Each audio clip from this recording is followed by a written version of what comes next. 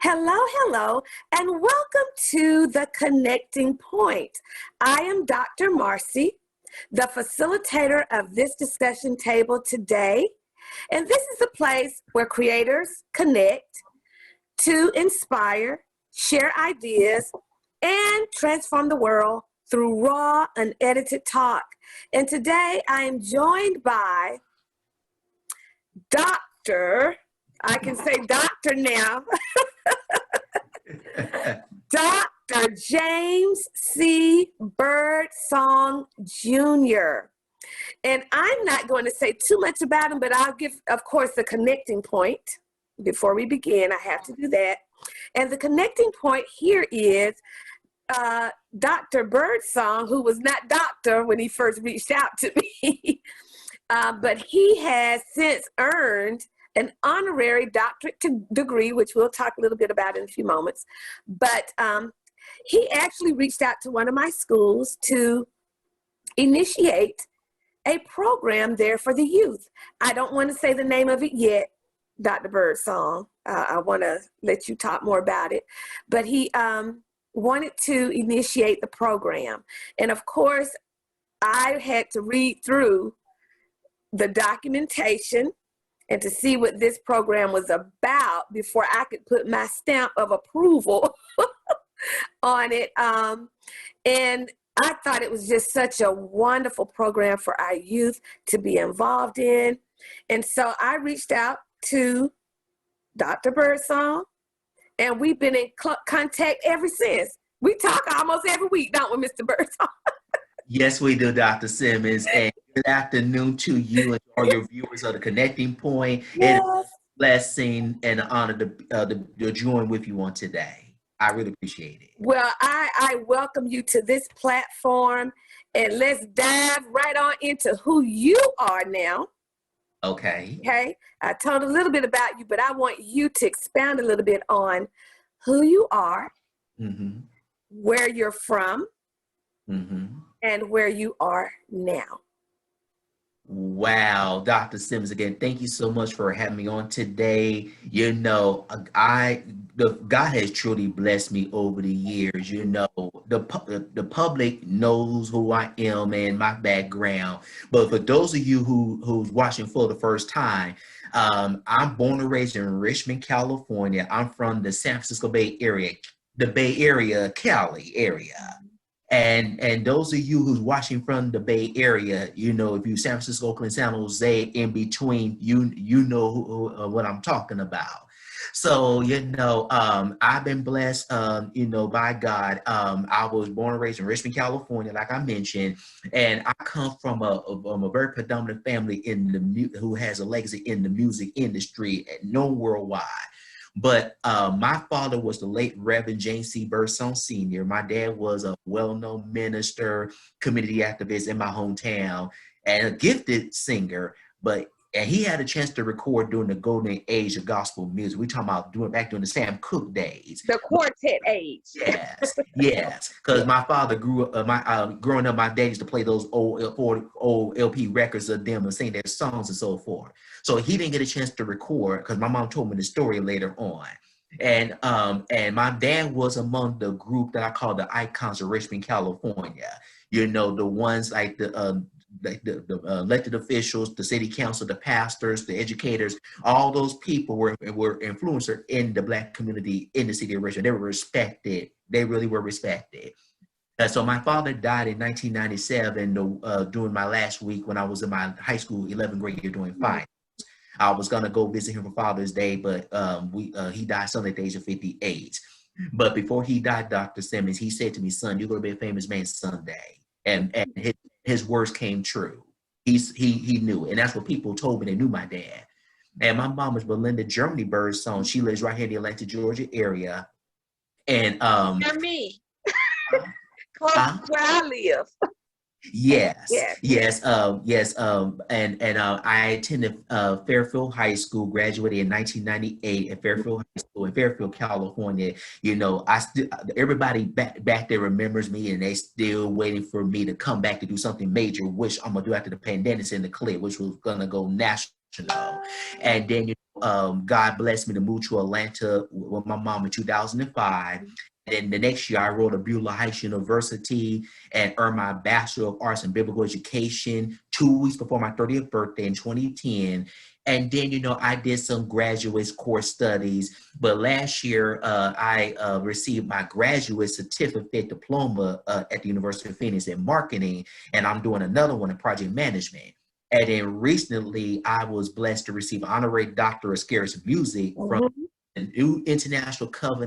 New Covenant International Bible College in Columbia, South Carolina. And when it was announced, Dr. Simmons, all over social media, the local newspaper, congratulations were pouring in from everywhere, but it was already told to me this was going to happen.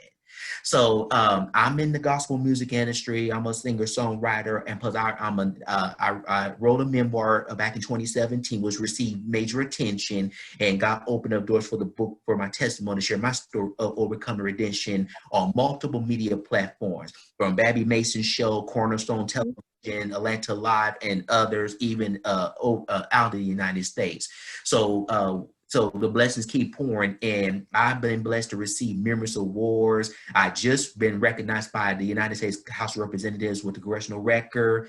And plus, I received the Albert Nelson Marquis Lifetime Achievement Award in 2019. So it's just keep pouring, pouring, pouring, And pouring. like I always tell you, just walk in it and be okay with whatever That's right. doors he's opening for you. Now, I did get a chance to watch the interview that you had with Babby Mason. I Yeah. myself was fortunate enough to get to perform as a backup singer with Babby Mason when I was in college. Wow. Yes, at the Fox Theater. I'll never forget it. It was for the Coca-Cola Awards or something.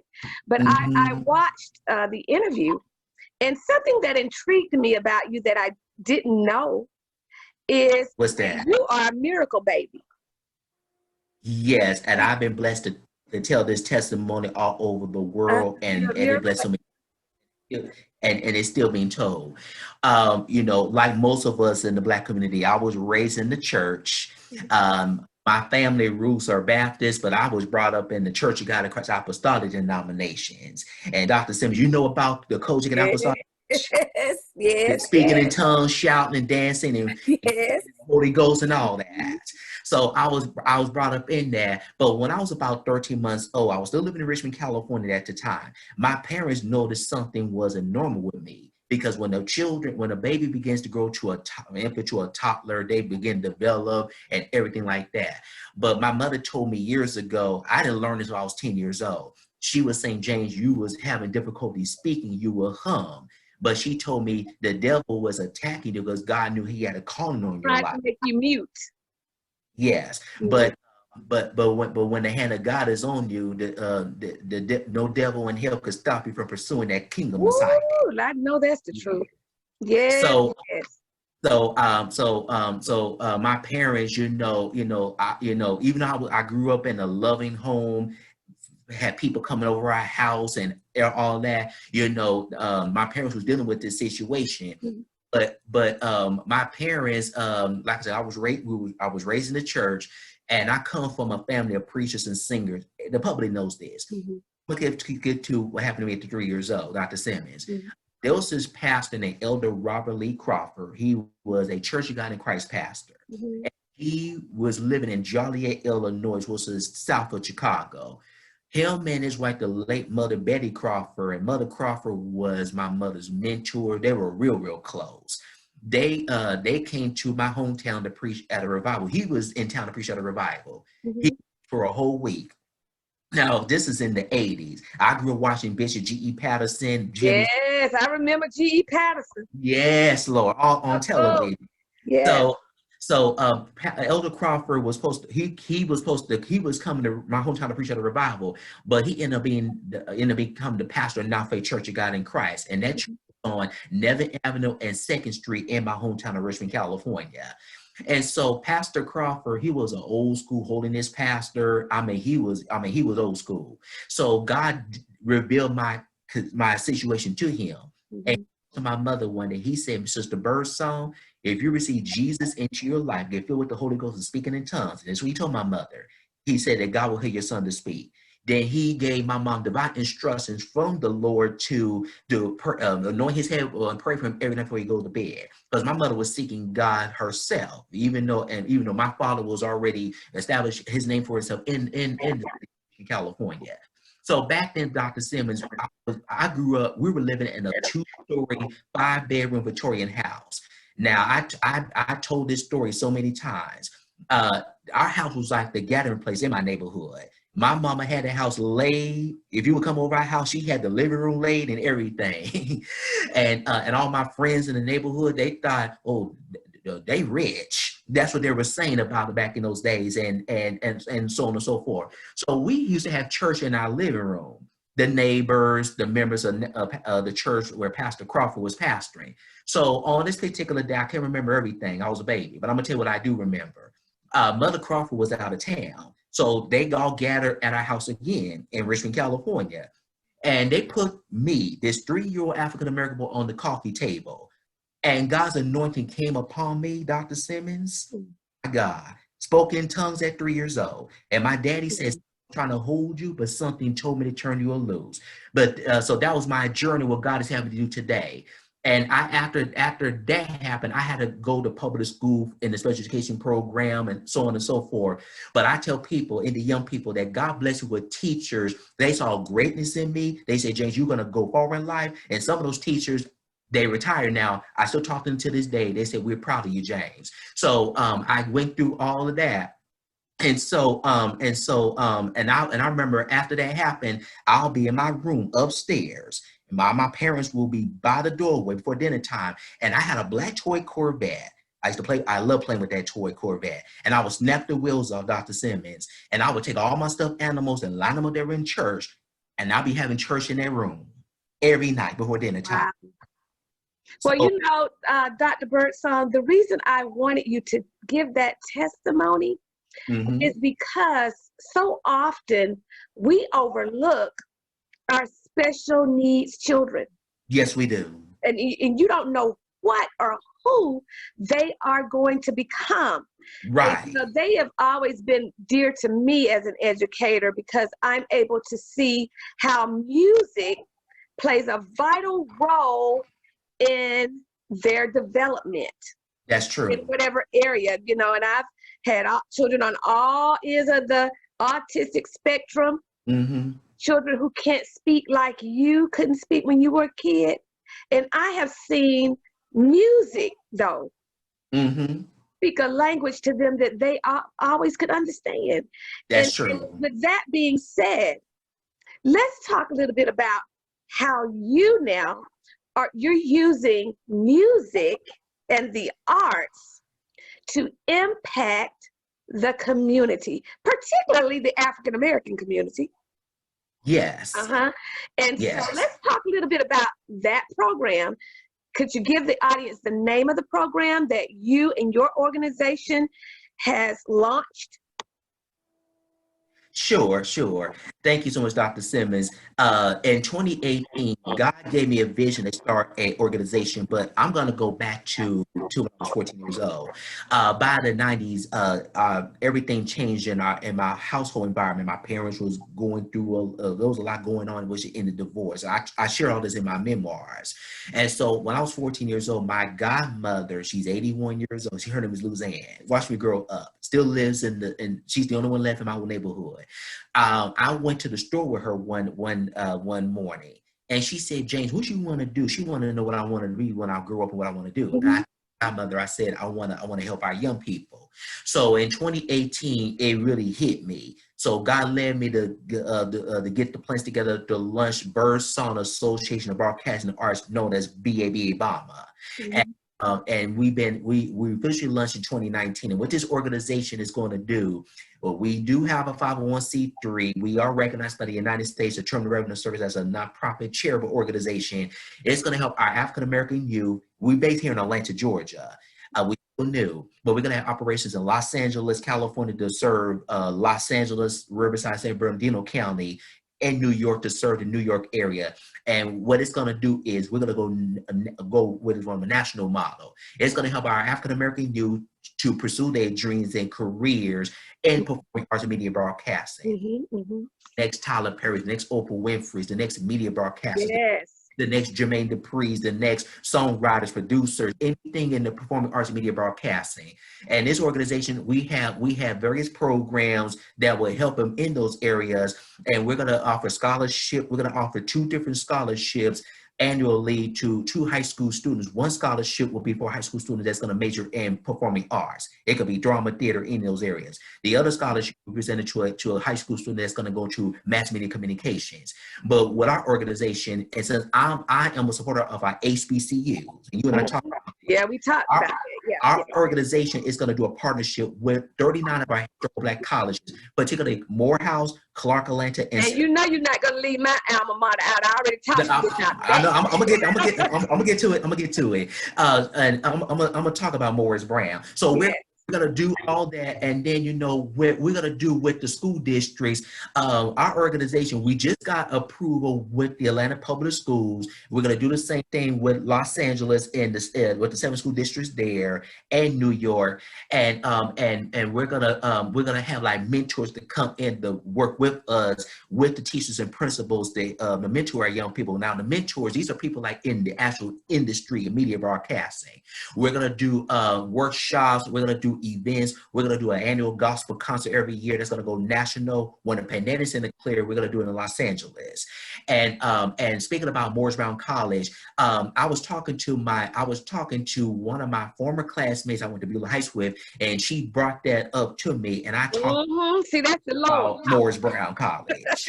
So I thought about that, and in upcoming meetings, I'm going to mention to the administration and board, because still working on getting things going, that we're once Morris Brown get back on track, which I applaud the president for the whole. Yes, Dr. James has done an amazing job. Yes, he has.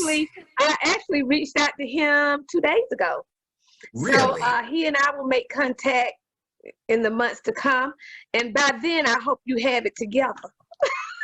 Yes, because I thought about Morris Brown College. So, and he's working, the hard work he's been doing. So we're gonna do that, and then I have a young lady in Washington D.C. She's my Facebook fan page moderator. She said to me, Mr. Birdsong, please bring this organization to Washington D.C. And we talked, and she mentioned the Duke Ellington School of the Arts, which is in that school system she works at. So people been telling me this organization is gonna go national. People we need it in the Black community and so forth. So Tyler Perry and Oprah and all of them, even my sources and more to come, they're gonna hear about it. So our website is being updated right now, and we're actually gonna have office spaces in the 3 cities, and plus Washington D.C. if a possibility and all that. So I thank God for it. Yes. Well, I wanted to expound on a few of the programs that really got my attention. Sure. Because we don't often see that in the schools, especially elementary, and you mentioned high school and college, but you're also working in elementary. And middle school as well. And middle school. And one of those programs was Sound the Airwave. Yes. Yes, that caught my attention. Yes. So can you tell us a little bit about that, Sound the Airwaves? Sure, Dr. Simmons. I'll be glad to share with the audience. Sound the Airways is one of the 6 programs that is going to be offered by Birdsong Association of Broadcasting and Arts. And Sound the Airways is a program that will help teach young people about television and radio broadcasting. And what we're going to do with this program, we will bring mentors in from the media field, like television, radio, and even in those areas to be mentors and to guide them, and so they can learn about mass media communications and so forth. And not just actual broadcasters in television and radio, but even the HBCUs that have a mass media communications department. We're going to bring their professors in as well. So that's the program that has something to do with television and radio broadcasting. Yes, and given this virtual age that we're in, I think that program is vital. You know, when you and I first talked about this, I had a question for you. I said, "What you gonna do virtually?" You remember me asking you that? Yes, and actually, me and the administration and board members, we haven't had a meeting since December 12th of last year. We were supposed to have a meeting on the 12th of February, but it was canceled. But that's gonna be rescheduled. And the last meetings we had with Dr. Simmons, I told the administration and board, we should do everything virtually right now until till the restrictions been lifted by the CDC and other healthcare officials. And even my publicist said the same thing. So that's what we're going to do. So like I mentioned, the organization, we are not going to start the programs Till the fall. Till the fall. I'm talking about in general. So that's what we're going to do and everything. Because like I said, I've been talking to the different principals, the teachers, and even people that I'm connected with in the entertainment industry. Now, another one of the programs that caught my attention, because it sounds like church language. What was that? Generational producers. Yes. Oh, Lord, when I saw that, I said, wait a minute, I need to know what that is. Can you tell us a little bit about what generational producers are? Yes. Sure. This another of the 6 programs being offered by Birdsong Associated Broadcasting and Arts. Generational Producer is a program that's going to help our young people to learn, the steps and want to pursue a career in being a producer in the music industry. So with that program, they will be able to, they be mentored by actual music producers and go to the studio and see the work up close itself, because we also be doing hands-on with this in our programs. And then the third program, there are many. I'm just hitting the ones that caught my eye first. Yes. Was Set Up for College. Yes. Can you talk about Set Up for College? Sure. It's actually Step Up for College.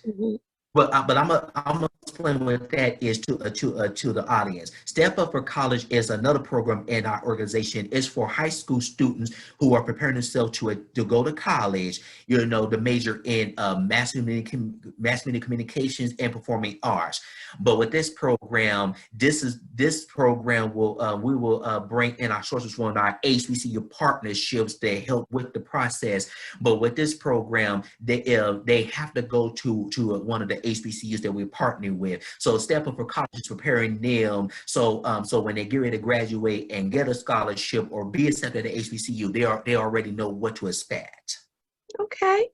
Now, can you tell the audience, especially those parents who are watching, what actually will be the benefits of their child or children being involved in such a program as this?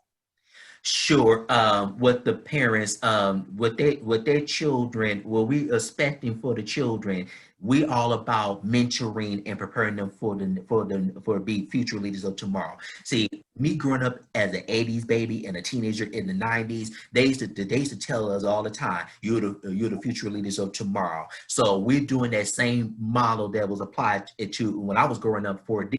So what the benefits will be, their children will learn with something that's going to impact them and it's going to help them throughout the rest of their lives. And that their parents will be grateful and say, wow, my son, my daughter went through this organization. I was a part of that too, because because the parents, they're going to be blessed from this organization. It's not just for the children, it's for the parents as well. So they'll be able to say, well, my son, my daughter will be able to pass down a legacy on to their children and children from this. That's one of the things. And one more thing. Now, hypothetically, let's suppose a school leader is watching this, which we will have some watching. Yes. Can you expound on how this program will impact their actual school in terms of what they will need to have in place, equipment or anything that they need to have to even house this program. Well, with Birdsong and Social Broadcasting are the programs the programs we're going to have in the organization as a whole, Dr. Sim, is when we actually start the partnership with the schools, we actually going to be going to the schools, having the mentors on site, and plus I'm going to be there when I can. The administration, the board, be there, we can, and everything like that. So and it's all about working, collaborating together, and also I'm that kind of person, give credit is due. One of the areas we're going to do at our organization, and it's in our plan, we actually going to be recognizing and honoring not only the students, but the teachers and the schools as well. And we're going to do the same thing with the HBCUs. We're going to be doing fundraisers. We're going to be doing a lot with this program. So it's something for everybody, even though it's from ages 5 to 18 years of age. Mm-hmm. Well, I am excited because I know this program is going to be something that I can put my hands on and in. Yes. And so, and that's exciting to have. My son is a producer, and so, wow. But he pretty much had to build his own. He had his own network of mentors. Mm-hmm. Got him to that point. There was no program like this one. Mm-hmm. But I've seen his growth in the area of production. Mm-hmm. And so if we can see more young people go into that, and that's the thing I used to see a lot in my classroom when I would say, let's pull out the keyboards and you go ahead and create something on your own, use the synthesizer. Right. Boys in particular, I wouldn't have any behavior. It was like they would put those headphones on and they would be so excited. Yeah. Come listen to what I made. Come, it could be something 3 seconds long, but they were excited about producing or creating their own work. And I think this program is needed. Mm-hmm. Actually, it's vital. Yes, it is. Today's society. It is vital, Dr. Sim, because I've been talking to a lot of people, and people have been saying, James, this is like another contribution to the legacy of the Birdsong family, because as the public knows, people know who my family members are and so forth. So this is like another assignment that God has had me to do. And we also going to have another program called Future Musicians of Tomorrow. Yes. Program is for those young people that play instruments in school from K to 12th grade, but they can't take the instrument home because it's owned by the school district and the school itself, and they cannot afford it. So with our partners like the music stores, actually Yamaha and others, we're going to be building partners with the parents. Will be able to make sure that their child get a musical instrument donated to them, where they could say, this is my child's clarinet, my child's keyboard, my child's drums, my child's saxophone. Well, you know what? I commend you for doing such a thing at such a time as this. And I have several friends who are in music and some who are not. And I've had a dear friend of mine tell me, she said, you know what? This is the season for the arts. Yeah. Hey, it is. It is. You know why? Because the world is looking for creative ways to do things. And they're looking for the mind of the creator right now. So if you're able to create, and you're able to do it in the highest capacity that you're able to do it in, you will see remarkable acceleration. That is so true, Dr. Sim. That is so true because, like I said, and plus, and somebody was saying, James, you watch, once this organization gets out there and everything, and what your publicist is going to do, they said people like the famous people going to be coming. So I know it's going to happen. So, and I'm going to tell you, like I told the administration board members in one of our last meetings, this is not only just for the gospel music industry. This or we're going to be reaching out to the secular industry as well. That's right. Because we got to be diverse with the genres with this, and then we're going to have other programs called Speak Your Mind that helps young people that are skills in acting and theater performance. So anything in performing arts, not just singing, but acting, drama, and media broadcast, all those ties in together. This is what Birdsong Associate Broadcasting Arts is all about. Because I'm all about building a legacy. Because I'm gonna tell, like I told somebody, when my job in this world is done, Dr. Simmons, I want to leave behind a legacy, and that's very important to me. And I want to touch on this before we get out of here, but sure. When you just said it's not just sacred, but secular, not just gospel music, and that's another direction I believe God is going in. We've got to be open-minded about this thing. That's true. And God is doing something unorthodox. Yes. In ministry. And ministry now is not going to look like traditional church ministry. No, it's not, because I was talking to one of our board members last year. She teaches in the school music in the school system in Birmingham, Alabama, and we were talking about this because she's actually was working on our theme song for the organization for marketing purposes.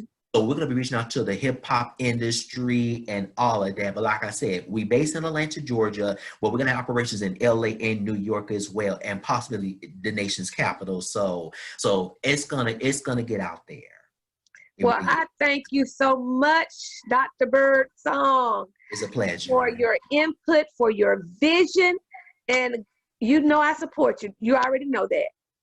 Yes, and Dr. Simmons, you've been a blessing to us, and also with operations in LA and New York, we're gonna have board members out there, but they're gonna be like directors beside open those operations in those two cities as well.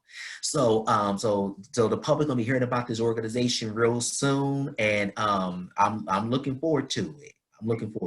Now, Dr. Birdsong, can you give the audience a way to contact you if they need to contact you about this program?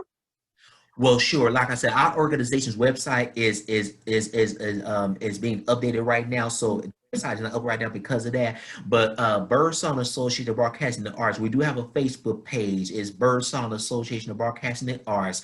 They can look that up, but it's about to be updated real soon. The Facebook page, but the website is being updated. My official website is being updated, so it should be up by next week. But for all my social media accounts, my fan page is Jane C. Birdsong Jr. My Twitter is The Real JB Online, and my Instagram page is Jane C. Birdsong Jr. Well, you got it from the horse's mouth. It's a program that we want to support in our community, particularly our African-American children. They need this. Yes, they do. And so if you hear about it, come into your schools, support it. If you know an organization that could benefit from this, reach out and let Dr. Birdsong know, or you can let me know through integrativeartscreations.com. You can go there. Also, if you want to be on the connecting point yourself, you have some ideas and some inspiration to give us as a creator, feel free to reach out to Integrative Arts at att.net, or Twitter, Arts Integrate, Facebook, Integrative Arts Creations, Instagram, Integrative Arts, and we also have a private group of some wonderful creators, of which Dr. Birdsong is a part of, and myself, and many other creators. It's called the Connecting Point for Creators group on Facebook. It is a group that God told me to begin in order to bridge gaps, in order to collaborate and network amongst like-minded creators. And so if you feel like you want to be a part of something like that, find it on Facebook, because we are stronger together if we're working together to get this thing done. It's just a place where we can come and share ideas, get inspired.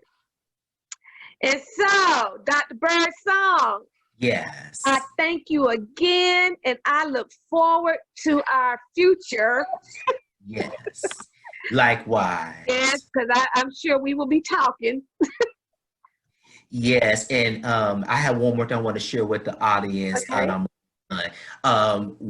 We're gonna do a fundraising campaign this year, so the public will hear about it. And number two, this summer, and the dates hasn't been set yet. Birdsong Associated Broadcasting and Arts, we're going to do a major virtual conference in the month of July featuring panelists from different areas of the industry, media broadcasting, how we can mentor our African American youth in those fields. And it will be marketed over the United States, and it's going to be presented by our organization. So you'll be hearing about it, registration, everything coming up. Well, you know to send that to me so I can Yes, help we'll make promote. sure of that. Mm-hmm. We'll make sure of that. Yes. Okay, audience, until we have this opportunity again, peace and blessings. Bye-bye.